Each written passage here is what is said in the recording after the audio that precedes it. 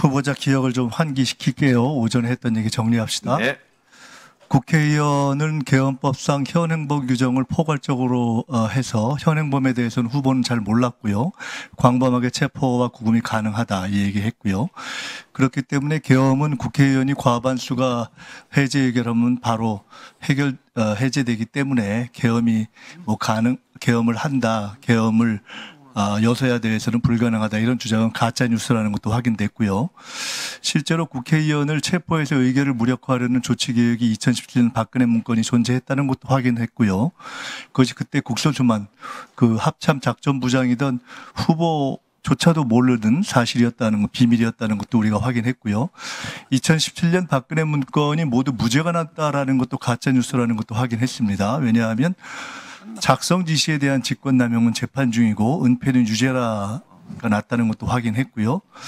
그리고 후보자께서 그 계엄의 권한에 대해서 얼마나 막강한지 잘 몰랐지만 국민의 기본권과 SNS를 전면 통제할 수 있을 만큼 막강하다 하는 것도 확인을 했습니다.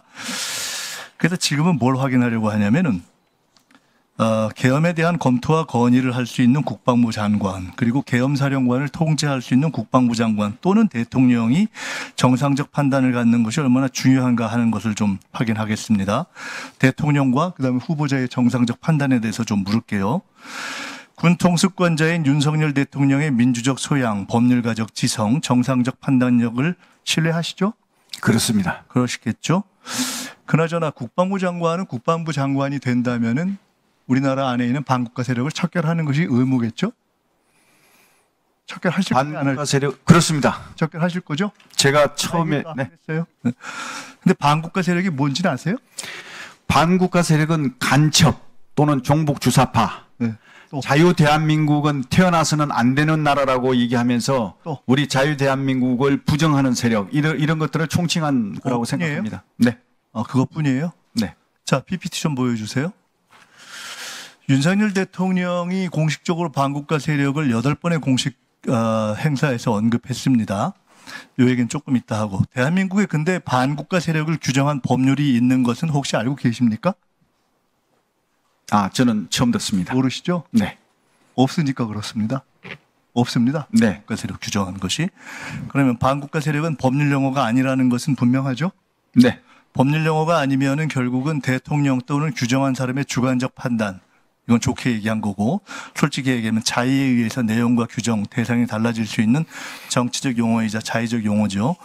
반국가라는 용어를 쓴 유일한 법적 규정은 반국가 단체가 있습니다. 북한이 법률적으로 반국가 단체의 성격이 있는 건 알고 계시죠?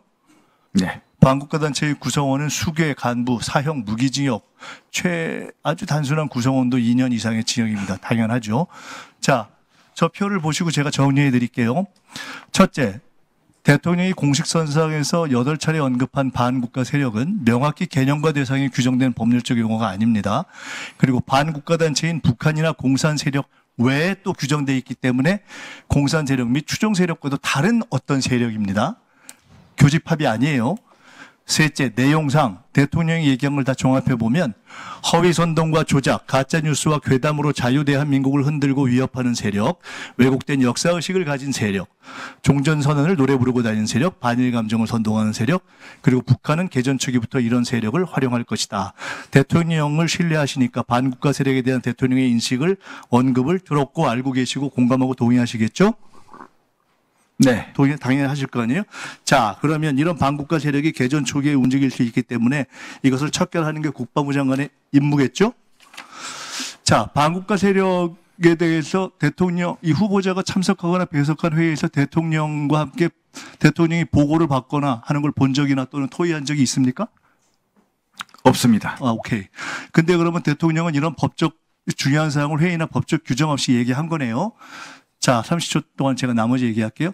종전선언을 얘기했던 문재인, 일본의 밀정이 대통령실에 있다고 왜곡된 역사인식을 피력한 이종찬, 이 정권이 독도지우기를 하고 있다고 가짜뉴스를 유포한 야당, 후쿠시마 오염수나 김건희 명분백 등에 대해서 유언 비어를 퍼뜨린 일반 국민, 이 규정에 의하면 모두 반국가 세력에 들어갈 수가 있는 것 같은데 이런 반국가 세력이 설치면 계엄을 해서라도 때려잡는 것이 맞지 않습니까? 그렇지 안 않습니다. 때려잡으실 거예요? 지금 뭐 얘기 아니에요?